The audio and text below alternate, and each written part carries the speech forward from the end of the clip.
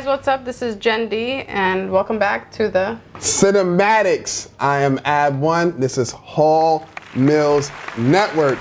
Where can they watch it at? on Roku TV. Word. Find our channel. Word. Find the channel, Hall Mills Network on that Roku. Just like she said. Nowhere else. No Vimeo, no Vine, no TikTok, no none of that. Only on Hall Mills Network. You know, TikTok is like the big thing now. Everybody's talking about trash. I honestly, I downloaded TikTok because everybody was telling me how it's like the new wave. It's all just little kids being weird. I noticed that. I was really uncomfortable. I kept scrolling down like my feed. I don't know what the terminology is for whatever it's called. I'll just say like Dashboard? my timeline, whatever, yeah. And I saw a whole bunch of like preteens dancing in like skimpy outfits to like their favorite artists and being weird. I was like, nah, because you know there's probably some creepazoids on here somewhere. I'm sure. So I was just like, nah, I'm so good on that. We're back doing the second half of March, which is from Friday the 20th to around the 27th. There is less of a selection than the last episode. Major drop off. Major drop off, but there's some interesting things in here. There is. You want to start off with your favorite genre of movie? Christian redemption movies? Well, it's not my favorite genre, but He lying. I'll start. I still believe, and I'm laughing because underneath every movie we put like the genre and if it's wide release, and she put garbage under this one. I actually put garbage. There's an accent. So it's about it is a Christian artist. So it's pretty much about, I guess, a Christian artist. He's in love. Is he engaged? Yes. Okay, and she gets diagnosed with some vague terminal illness. But is it terminal? It seems that way because we all have to pray for her. True, but I mean, people pray for JoJo when he gets locked up, so it's just like, oh my God, he ain't terminal. Basically, if you saw A Walk to Remember, just make the guy a country singer or something, and then that's your movie. Yeah, it's based on a true story? Yes, it is, because it says inspired by true events. Oh, which means somebody read a news article and was like, oh, that could be in a movie. Yeah, this could be a good movie. Yeah, so he's supposedly like this big artist. He's sold like millions of records. 4.5 million. Yeah, he's 32 got like hit #1. Yeah, all of this. So and also, those numbers don't add up. Like, I feel like if you have 32 #1s, you would sell more than 4.5 million. I was thinking the same thing, but I was like, you know what? This is based off of true events and not actual true events. So somebody was probably like, didn't do math. Yeah, they really did it. So this is not a genre movie that I usually go towards. I don't have anything against religion, but a lot of these Christian-y, middle America, white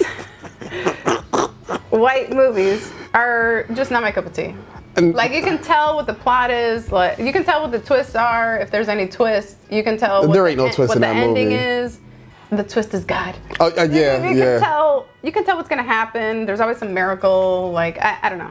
It's just not something that I find entertaining. Like, I feel like movies have to be made with purpose. Even if the purpose is to scare you, to make you laugh, to creep you out. What is the purpose of this? Like, to inspire you to go to church. What? To go to church and praise God. So that he can cure you of your illness? Repent your sins. Nah. I don't mean to offend anybody, but I'm not gonna be watching it with you. I want to know what the illness is. It's probably gonna be something vague. Cause okay, so excuse me. So in the beginning of the trailer, the artist, he's on the microphone performing. He's at like this crazy, like Woodstock looking type of concert. It's outdoors. And he's like, oh, my fiance, girlfriend, whatever, his lady is there. And he's like, stand up. But he told her to stand up a few times. And first they make it seem like she's just shy. Yeah. But I think it's because her illness, it's hard for her to stand up. I don't think so. Because then he says, we've been in love for blah, blah, blah, you know, estimated time. But we just heard some terrible news. Can we just pray for her? And then the next scene, she's in a wheelchair.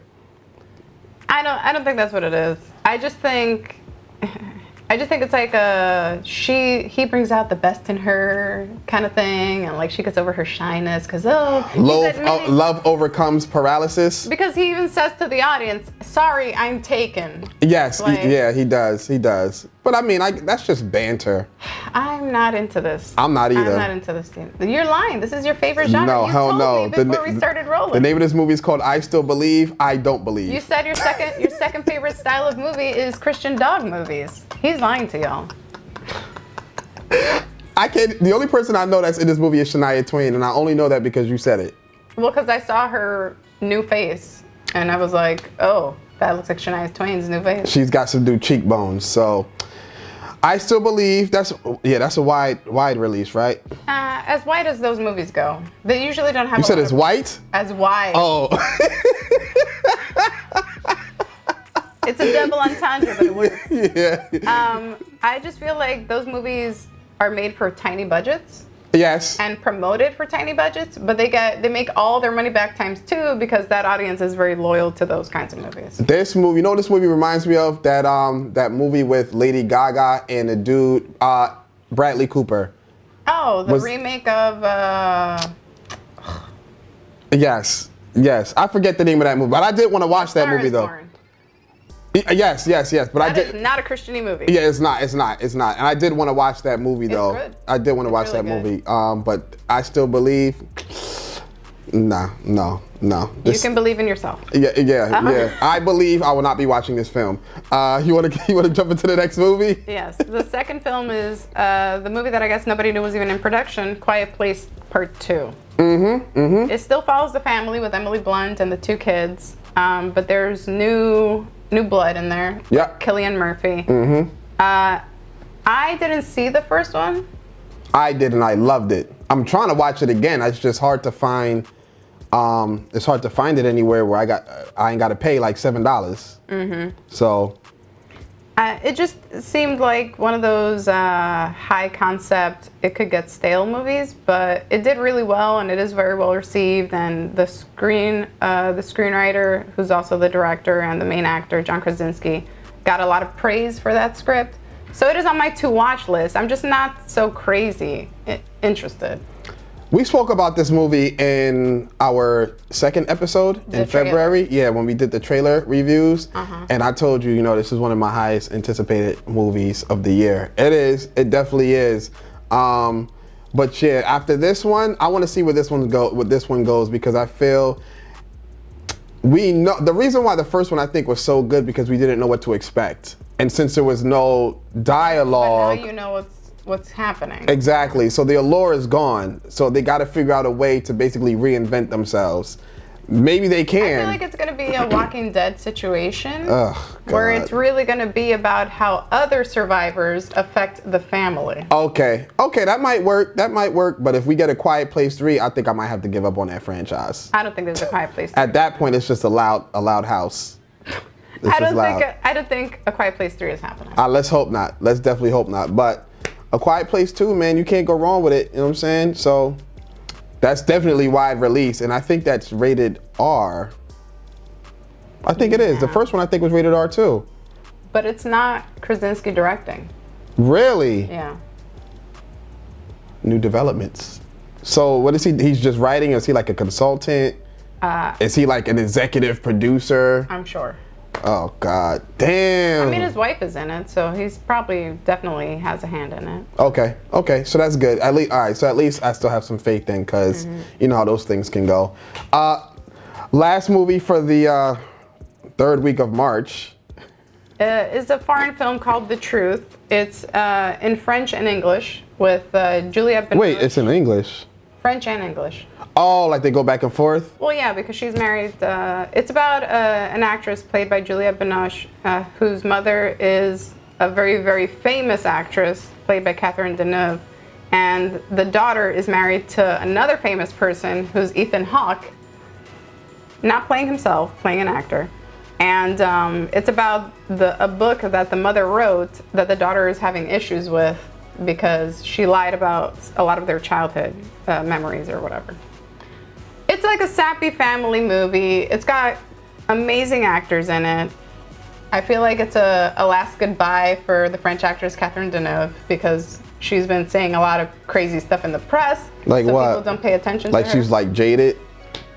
Jaded, a little racist. Oh, how surprising. A little sexist, but the opposite way, where she feels like women are fighting too hard for certain things and that the Me Too movement is like doing too much to these genius guys. And what's going on now? I saw Barbara Bush come out like, I can't believe women actually like to go voting. And I'm just like, what is going on here? What the hell? Well, I mean, they're all like in their 70s and 80s. Oh, so you know I feel how that like goes. They've had these thoughts since childhood. Yeah, but now because of the person that's in office that was just acquitted, it's they okay. Feel like they can say stuff. Yeah, they feel like they can say things like that. So. I mean, it's a lot of like legends in this. Like you saw, like every name title was like Academy Award nominee, Academy Award winner. Like I feel like it's like a prestige movie, but because it's in French and English, it's not gonna go very far. It really is. Yeah. So it's subtitled, and you just like we said before. Every Juliette Binoche movie gets at least an Oscar nod. Oh. And like I said, Catherine Deneuve, even though she said a lot of crazy stuff, I mean, she has done some pretty like iconic performances in French films, mainly, like Repulsion, and what was the other film? Eight Femmes. She's like really big in the indie scene and in the foreign film scene, but she just had a stroke and she's in the hospital, and so I feel like it's gonna push the movie sort of like a. Oh. That's what I said. I think it's like a last hurrah in a lot of ways. Because you think she's gonna be done like acting after this? Yes. Okay, to get her health together. Yeah, I think the press around it sort of it's gonna be like a redeeming, like she's always been great kind of. And it's about a jaded actress who's not the best person of all time, and that's what you know what I mean. Like it's like a lot. It's a little meta. Well, I'm glad you know a lot about the people in this film because I was about to sit here silent as hell. I used to be a big Francophile. Like I used to watch a lot of French stuff. Okay, okay. I used to speak French when I was younger, but I took French my freshman year of high school. Well, I didn't have anybody to practice with when I moved from New York to New Jersey, so I kind of lost it. I got you. Yeah, that's kind of the same thing with me too. But the acting style there is a lot more natural. You know how like in the 70s, there's like a lot of those gritty movies like Taxi Driver and stuff where like it stopped being about the glamour. Okay. They kind of never had a glamour phase. Musicals were the glamour phase that they had. Okay. But everything is very natural, very intimate. Like people aren't afraid to like get naked in a scene. Like, and it's not like lewd. It's just like you do this at your house. Like Sacre bleu. When I say natural, I mean it feels like the people aren't acting. Yeah, no, I know exactly what you're talking about. You know, I did get that vibe though. Like they had the one scene at the end of the trailer where they were talking about Alfred Hitchcock. Yes. And they were joking. When they were joking about the like everybody knows with the stab scenes, it just seemed like it seemed like they were talking and it got off caught on camera. Yeah. Exactly. So I'm not gonna watch it. I'm probably not gonna watch I Still Believe either. That's the truth. I would rather watch The Truth over I Still Believe. That's how I feel. That's a lie. That rounds out. You saw what I did right there? No, you didn't. That rounds out March 20th. Weekend releases. So the next week, starting on the 27th, what do we have? Before we start that though, I do want to talk about a specific trailer though. Oh, yes. Yeah, exactly. This girl went on a whole tangent about this movie. Now we can't talk about the trailer. What's the name of it? Spiral from the Book of Saw. Yes. Now the only reason I do want to talk about this movie, well, Saw is my favorite horror film franchise of all time. But Not Final Destination? I did like those movies a lot, but I feel like after the second one, they got like really campy. Well, I think after the 3D one, they got bad. Is that like the fifth one? That's the one where the escalator, the racetrack, and the tire. Yes. I mean, the death scenes are fire. The death scenes are good, but like, excuse me, the first two were so they were so like well done. Yeah, but once you have a death where like somebody's anus gets pulled through a pool. Yeah. A pool tube? I saw a YouTube video about a young girl who had her small intestine pulled out through the tube. Yeah, so I was just like, oh wow, like things like that really happen? Yeah, but I don't. You know what that reminds me of? It was like the dramatic version of 1,000 Ways to Die. Oh, I love that show. Yeah. And it was always something crazy too. It was something crazy. Do you remember, did you watch the scene that had the number one way to die? What was the number one? It was an Asian couple that had sex for the first time and they both died when they climaxed. No. Yeah, it was. I'm dead serious. Did they have heart attacks? Yeah. Because it was like they were both virgins, and it was so hot and heavy. Like their climax was like so intense. I'm trying to go out like that. Word it's up. Too late for you, buddy. Word, that's gonna be a special woman to make me catch a heart attack after climaxing, but. I am interested in this. I also like the Saw franchise. Okay. I feel like it took a weird turn when, spoilers, but copycats of copycats of copycats. Yeah. And so I just kind of gave up on the franchise. Yeah, But like all his the way wife was like a copycat. Everybody was just involved. Like, what's going on? And I get that he was supposed to be a genius, but like he thought ahead to people making accidents and like mistakes, and like he thought like, well, in case this guy makes this accident, this one wire will trip. This guy was like super. Where did he get all that time to do? He was dying from he had terminal cancer, but he had all that time to make these traps, hire an underling to teach her how to make traps. Be a millionaire mogul. Yeah, all of that, and think ahead. This guy was an antichrist, yo. Unbelievable, yo. But I'm interested because Chris Rock. That's what I wanted to talk about. Came up with the pitch. Yeah. Which is really random. It is, because when I first heard about it. And he's in the movie. Correct. He is in the movie. And he's an executive producer, so he probably put a lot of the budget behind it because he probably didn't believe in it. When I first heard about it, I was like, Chris Rock in a Saw movie, like. It sounds like a sketch. It did, and that's why I was like, how's he gonna make it, blah, blah, blah. Now, the thing about the trailer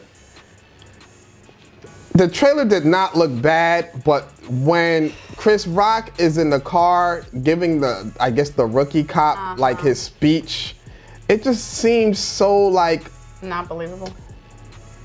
Yes, contrived. Like it just wasn't organic. It was like, bro, like you're trying too hard to be this serious actor. Here's my issue. I feel like kind of like Ben Stiller or Will Ferrell. Okay. All three of them have had great dramatic performances. Yes. But when you see them in something gritty, the first time you see them do that, and I feel like for a lot of people this is the first time seeing Chris Rock not be Chris Rock. Word. You're still thinking, oh crap, it's Chris Rock. Correct. And so when I saw him buy a trap, I was like. The one where he had to like cut his foot off or cut his arm off or whatever? I'm like trying to stifle a laugh, but it's like uncomfortable because I know how hard he's trying to not be Chris Rock. I don't. I need to see another trailer because that one was just a teaser trailer. I need to see another one because if he does not look believable when he has to like cut off like a body part, I think there's no hope for that movie, yo. Because I know that he's gonna end up in probably multiple traps.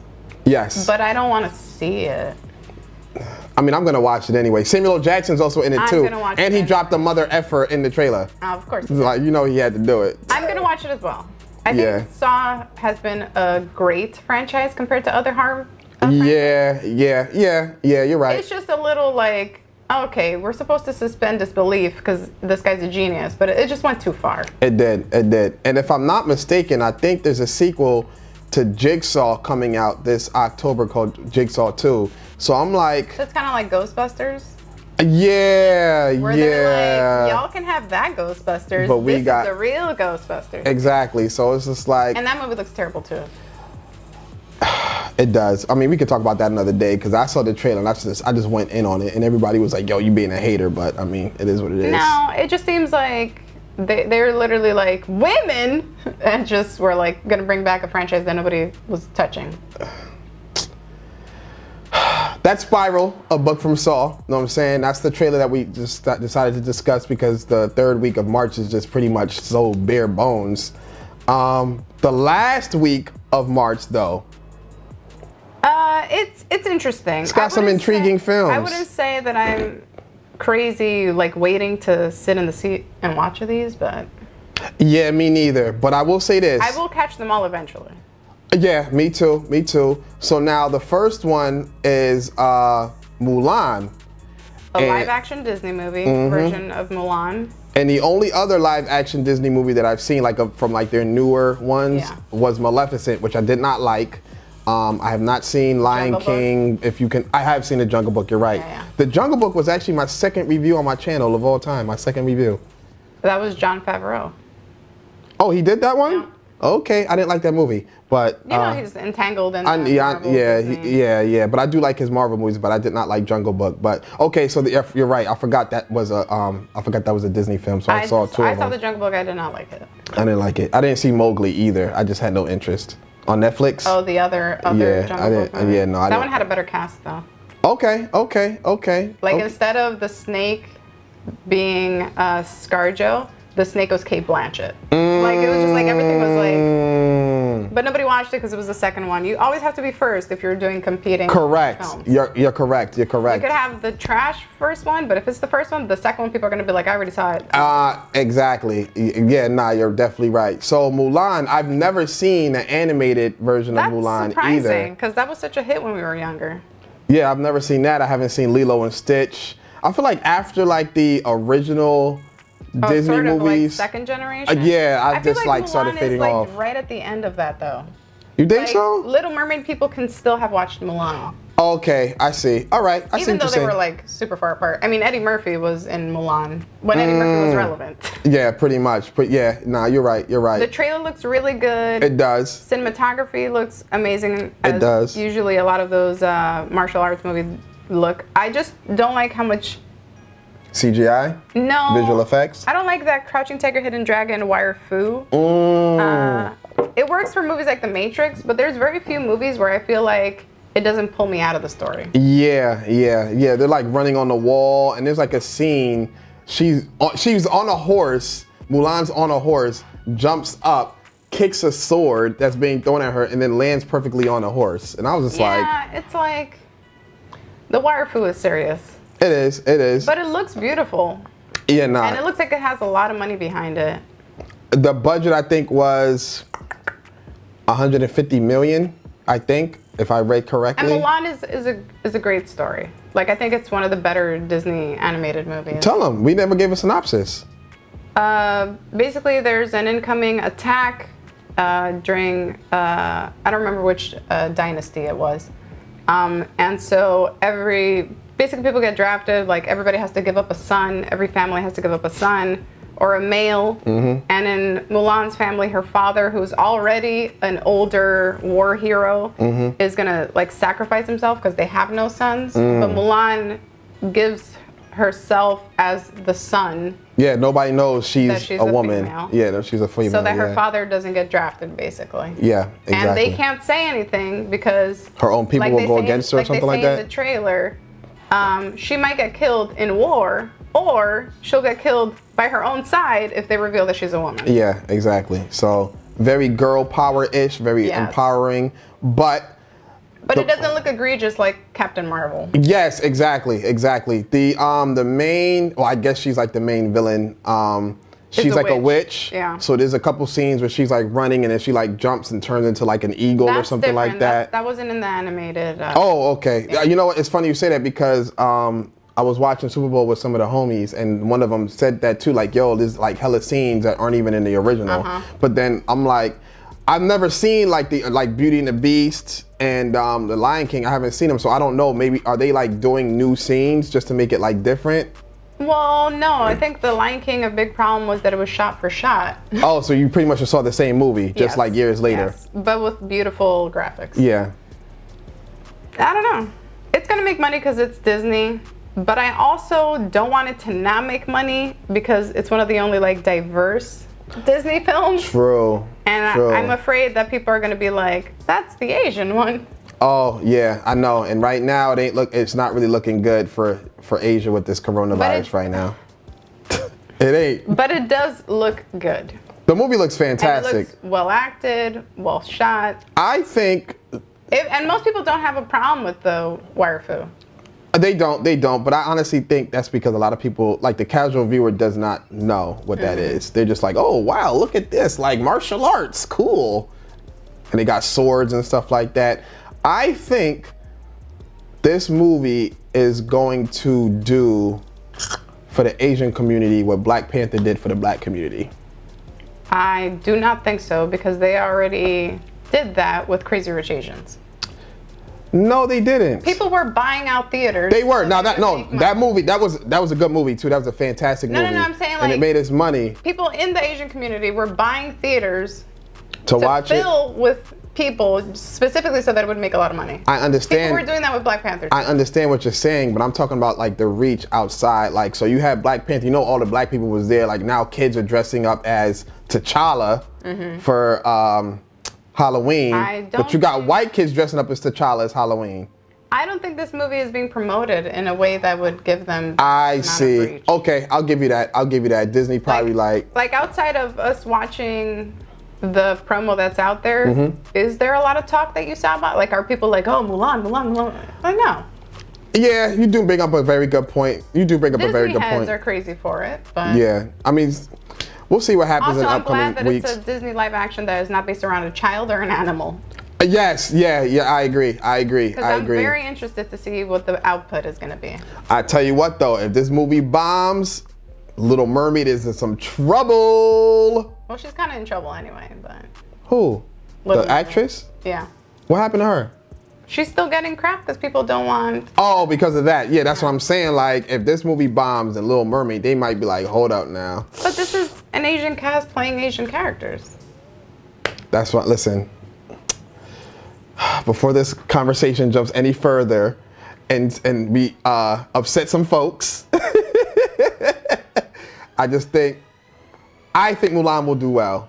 It will. I hope it does well. It's a Disney movie. All I'm saying is that it's not going to have the reach that other Disney movies can have. I agree. Which is unfortunate because it looks good. It's also 2 hours. All movies are 2 hours now. Well, yeah, but for a Disney movie, 3 hours. And Endgame is going to make movies even longer because people are like, oh, people will sit in a seat and watch this. Y'all gotta chill, yo. Like, y'all gotta chill. Ain't nobody trying to spend the entire afternoon watching a movie, yo. When children's movies are 2 hours and a half? It's too long. I feel like children's movies, rom-coms, and horror films, 1 hour and 35, 1 hour 45, the most. Like, the most. No, all these movies like Frozen 2, they're all like 2:28, and that's without trailers. And then they put in hella filler. No, not even musical scenes because they want to sell off the soundtrack. That's Mulan, man. You know what I'm saying? Next movie we got is Saint Maude from A24. So you already know it's gonna be a good movie. Yeah, pretty much. And they're always pushing the high horror sort of that's been popular these days. So it'll right off the bat, it's like from the team that did Midsommar, from the team that did Hereditary, etc. Yeah, which are both very good movies. Hereditary, you definitely got to go check that out. But Saint Maud is definitely in that realm. Very weird. I don't even know if I can really give a synopsis on this film. There's a main. Is she like in a convent? No, she used to be a nursing student. Okay. She had an incident where one of her patients passed. Okay. So she was terminated. I didn't even see that in the trailer. It's in the trailer. Okay. So she was terminated, and then she turned into a private caregiver because she still has that knowledge. Yes, I just don't think remember the people that that hired her know that she has the knowledge. Okay. And then so she has go ahead. a patient that I guess is an atheist. Yes, and kind of looks like she's stage 4 or something. And so it seems like Maude is obsessed with getting her through of prayer. Jesus. Yeah. And she's very not self-effacing, but Maude or the Maude. What's it called when you are constantly a martyr? Okay. To help this woman? To help humanity. Oh, so she thinks a rapture's coming. Yes. And it does look a little bit supernatural. Okay, now that part I agree, yes. So I don't know if it's going to be like all in her head or if it's true that she is a vessel for Jesus or whatever the case may be. But it looks like a crazy movie. Yeah, there's a lot of imagery, symbolism, there's all types of stuff going on. Self-immolating, like she puts pins in the soles of her shoes and like you see her like step on the needles and she's like walking through town in them and everything. She's in so much pain she's like hallucinating. Or maybe not, we don't know. Yeah, exactly. That scene may not really be real, so we don't. Or it may be. Or it may be, you're right. Like it's definitely going to be really a mind trip. Creepy, Yeah, really definitely. dark. I feel like it's going to be a silent movie too. Like there's not going to be a lot of background music. Probably a lot of like heavy breathing. Yes, ambient noises and stuff, which is cool. which is cool. I think for that type of movie, it'll definitely work. My issue with those A24 horrors is that, except for Midsommar, there's like 3 others I can't think of right off the bat. Hereditary is the last one. That's right, it's the last one I can think of. Mm-hmm. But they all have the same palette. Like they look the same. Yeah, the cinematography, they're not doing much with it. Everything has like a brown tone to it, a brown yellow tone. Was It Follows A24? I don't think so. Watch that movie if you haven't though. It Follows. Yes, I think fantastic it was. movie. It was. Yeah, I think because it looks like an A24 movie. Yeah, but there was a lot of vibrancy. Like when there was blood, it was super red. When there was green, it was like blinding. And I feel like these movies, the last couple of years, they're considered high arts because the script is great. The directors behind them have a singular vision. The actors in it are like Academy Award people, but the palette just... These guys are shooting in RAW and not color grading. Or they're all using like the same grading. Yeah, pretty. Nah, you're right, because it is. You're right. It's very grayish, desaturated Brown. type. Yeah, like very ashy looking is what I like to call it. It's just has like no type of color. And I'm not gonna say that it hurts the movie truly, but just from like a creative perspective, it's like you guys put all this color in like Robert Pattinson drug movies. Yeah. Where's the color for the horror? Like, we love horror. I mean, I think that's one of the most entertaining parts of horror is how vibrant can it be. Yeah, you're definitely right, because it also plays a very big part in creating the environment. Yeah, the atmosphere. Definitely. I'm definitely gonna check it out. I'm gonna watch that trailer again because I didn't even the whole rapture thing. I didn't even put 2 and 2 together. She's monologuing the whole time about how like monologuing to like a cross with Jesus on it, and so she's like, you will return and you will whatever. I just thought it was her trying to convince the woman that she's taking, her patient, that she's just trying to convince her that Jesus is real. I don't think so. The whole rapture thing makes a lot more sense now. Yeah. That would be crazy. I think she thinks she's like Joan of Arc. You saw in the trailer where they're like, does he talk to you? And she's like, yes, it's like he's inside of me. Yeah, and then she's at the bar like, he's not real. I don't know, man. Saint Maude, yo, that movie might be a serious mind F. That's the swallow of... Yeah, of the second half of March. Word. And even the last movie from March is screwy too. Yeah. Vivarium with Yeah, the movies in March were written by people on drugs. Yeah, word. It's Jesse Eisenberg. And Imogen Poots. The man that took Michael Cera's job. the man that turned Lex Luthor into a Jolly Rancher weirdo. Yeah, the same man that played what's the dude that created Facebook? It looked like you're gonna be like, what are those? Oh, my bad. He was in Jesse Eisenberg he was in Facebook, the social network, where he plays Mark Zuckerberg. Yeah. So a lot of people will recognize him, will know him from that particular movie. This is also a trippy looking movie. From Saban Films again. Yes, we were talking about Saban Films in the last episode with their Elijah Wood movie. Actually, that was like our first episode or second, whichever, first or second, I think it was. Come to Daddy, yeah. They had a few episodes, a few films in that episode. You want to tell them the plot? It's him and his wife. Yeah, played by Imogen Poots, who has the worst. I was gonna say what? Yeah, I don't even know.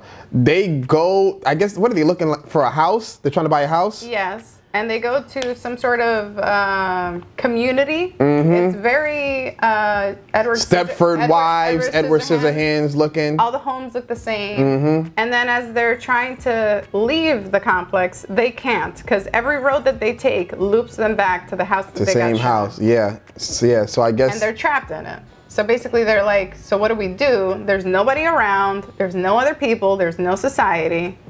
And then they get a box. And the box says, raise this child and you can go. And it's like some mutant boy. It looks very weird. It looks very darkly funny though. Yeah. The last scene is them flipping off the kid and the kid flipping them back. There's definitely going to be some parental abuse in this film. But probably in like he probably like turns to goop or... Yeah, something like that. You know, they're going to... It looks surrealist. It looks like the metaphor is going to hit you over the head in 10 seconds. Whatever it is, whether it's about like how hard parenting is, or like marriage or whatever, it looks like it's gonna smack you over the head. I agree. I definitely agree. You know, Saban Films, we talked excuse me, we talked about Come to Daddy, The Night Clerk. Yes, The Night Clerk. There was another Saban Films movie that we spoke about too. I can't remember. I gotta say, they don't all look amazing. I was about to say that. So Saban Films can be like really hit or miss, because I saw another trailer from a Saban Films movie with Ludacris and Say no more. Say less. Wait, that's the name of the movie? No. Oh, but yeah, it was. Ludacris is that the one where he's trying to be a real dramatic actor? Nah, it's him. Because I saw a trailer with him recently where I was like, what are you doing? Nah, it's him and Terry Crews, and it's supposed to be like the Black John Wick. He like walks around with like this like wrench. And yeah, I was just like, that movie, I was like, no, Saban, what are y'all doing? But Vivarium, it looks interesting. that movie looks good. From all the Saban films that we've seen from the trailers, this looks like the best one. And like the one that had the biggest budget. Yeah, I agree. I definitely agree. So it's very bright, very colorful. It's obviously got a lot of CGI because of the looping mechanism. They climb the house and all they see is houses like eternally. And the clouds are all the same cloud, but like photoshopped in or whatever. Yeah. So I'm interested to see whether it's it's like drug induced, or maybe it's like that's what the future is. Maybe it's virtual reality. I'm interested to see what the big twist is. Me too. But I just feel like once you know it, you're not gonna want to finish it. Yeah, and I also feel like that's gonna be a one-time watch. Oh, absolutely. Like I already know what happens in blah blah blah. They might have filmed that in just pretty much one building and then whole green screen everything else. I'm sure. So, I mean, it just is what it is. Like, whatever. But yeah, Vivarium, is that limited? No, I don't think it is. I just don't think it has a big push. Yeah, okay. I mean, none of these Saban Films productions seems like they get promoted very well. None of them. I think the Power Rangers was his last like big movie, but that's because it's the Power Rangers. Other than that, nobody else really be checking for these. So, I don't know, Saban Films, man, we got some films coming out pretty soon. I'm saying I might want to pick us up. Holla at us. But promote. Yeah, but we're gonna need you to promote, man. That's pretty much it for March, man. March started out like really good, and then it kind of took like, down. Yeah, it definitely like made a drop. But they mostly seem interesting. What's your most anticipated movie out of these? Quiet Place 2, right? Quiet Place 2 is my most anticipated, but I feel like I do want to see Saint Maud the most. I think Saint Maud and Vivarium. Yeah. I actually really have an issue with Disney remaking all their old films into live action films. Cash grabs. For sure. And also content for Disney Plus. But I feel like I want to see Mulan because I've always liked Mulan. That's like I said, to me that's like top 3. Okay. Top 3 Disney movies? Yeah. Really? I gotta watch this. Of that princess era. Oh, okay. But I feel like I was so not here for. What was your number 1? Tangled? No, that's too new. It's a jerk. No, Little Mermaid was my favorite. Okay, I mean that's fine. And I don't like the story of Beauty and the Beast, but I think it's probably story-wise the best. Because Beauty and the Beast proves that you can fall in love with an ugly man. No, I meant the weird. I'm your captor, but you're gonna fall in love with. Oh, the what's the name for that? Something it's not complex or something. Stockholm syndrome. There we go. Stockholm syndrome. They do become friends, and they have similar interests like literature and. How do you have sex with a lion? She does. Or whatever he is. What is he, like a tiger? A liger? What beast is he? He's just a random beast, my dude. It's a fairy tale. I don't know, man. It's what it is. You got teacups singing and shit. Like, I don't know what was going on in that movie. He's our guest. I was like, yo, what in the world? This guy's like pouring coffee into the teacup and they're stirring sugar and drinking the tea out of the teacup. That don't seem crazy? It's also a cartoon. I was a kid watching that like, huh? But it's a good movie though. You were the most rational kid of all time. I mean, I was a Peter Pan guy. I liked Peter Pan. How do you like Peter Pan and you're talking about cups when there's kids flying, pretending to be pirates? But wouldn't you want to fly though? Everybody wants to fly. I want to fly? That's scary as hell. Oh my God. I would want to be invisible. Oh, okay. Oh, okay. All right. I'll rock out with that. But then you still be stuck in traffic. At least I could fly through that bad boy. You know what I'm saying? Right. So, But I'd rather teleport though. Gain knowledge however I want. I see. Like I would never pay for university classes. I would never do like. True. No, you're right. You could get all the money you want. You could just walk right into the bank. No, I can't, because then the money would just be like. Oh, true. Yeah, if you're gonna use your rationale, use it for the powers as well, man. Yeah. Damn. That's tough, yo. We're gonna have to talk. We're gonna have to discuss more about this when we have a superhero movie coming out. When does Black Widow come out? May? April? June. Oh, dang. Oh well. That's it for March, man. Like, you want to talk about anything else about these movies? Nah. Good luck with the end of March. Yeah, definitely good luck with the end of March, man. So make sure y'all tell all your friends, download Hall Mills Network on that Roku. Get all these episodes, man. You ain't going exclusively on this channel. Exclusively. Don't ask us for no YouTube links. Don't ask us for no IGTV links. None of that. Only on this channel, man. Shout out to Big Veg of Rock Runner Press, making sure we look good, we sound good. You know what I'm saying? Life is good. And yeah, I think that's it, right? Yeah. I think that's it. You got any last words? Last words. Yo, that's all she says, man. Don't ask me if you don't want to know. Y'all need to go out there and vote. Elections coming soon. We out here.